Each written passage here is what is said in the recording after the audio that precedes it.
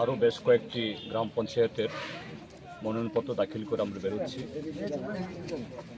আসার পথে ব্লক অফিসে ঢোকার পথেই এই ব্লকের একদম সামনে সেখানে জটলা থেকে আমাদের উপরে ইট পাটকেল মারা হয়েছিল পুলিশের সামনে।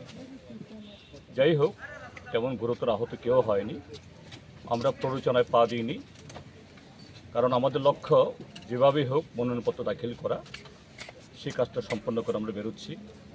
আমরা জানি না যে এখনও নিরাপদে আমাদের সমস্ত কমরেডরা, সমস্ত প্রার্থীরা তারা যার যার ঘরে যেতে পারবেন কিনা, পুলিশকে বলেছি।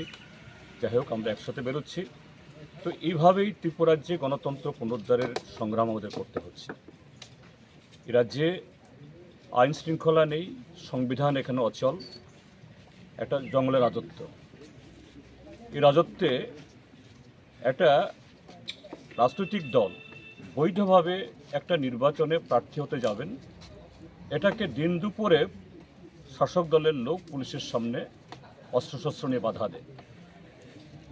তাদের উপরে কোনো ধরনের যে সরানোর জন্য কোনো লাঠিচার্জ বা অন্য কিছু করা হয় না। আমাদের একজন প্রার্থীকে তো খুন করেই ফেলল। এইভাবেই ত্রিপুরাজ্যে গণতন্ত্র নিধন চলছে। আমরা সারা দেশের সামনে বলছি, শুধু ত্রিপুরাজ্যে 40 লক্ষ মানুষ উচ্চার হলে হবে না। গণতন্ত্র পুনরুদ্ধারে, আইনের শাসন প্রতিষ্ঠায় এবং সাংবিধানিক অধিকার আদায়ে যদি গোটা দেশ বিজেপির এই নগ্ন আক্রমণ, গণতন্ত্রের উপরে বলাৎকার, এর বিরুদ্ধে ঐক্যবদ্ধ না হন, তাহলে এই দেশ সাক্ষাৎ হয়ে যাবে। যাই হোক, আমরা ভারতের কমিউনিস্ট পার্টি মার্ক্সবাদী, এই লড়াই আমরা সামনের সারিতে আছি, আমরা থাকব। এভাবেই আমাদের লড়াই চলবে।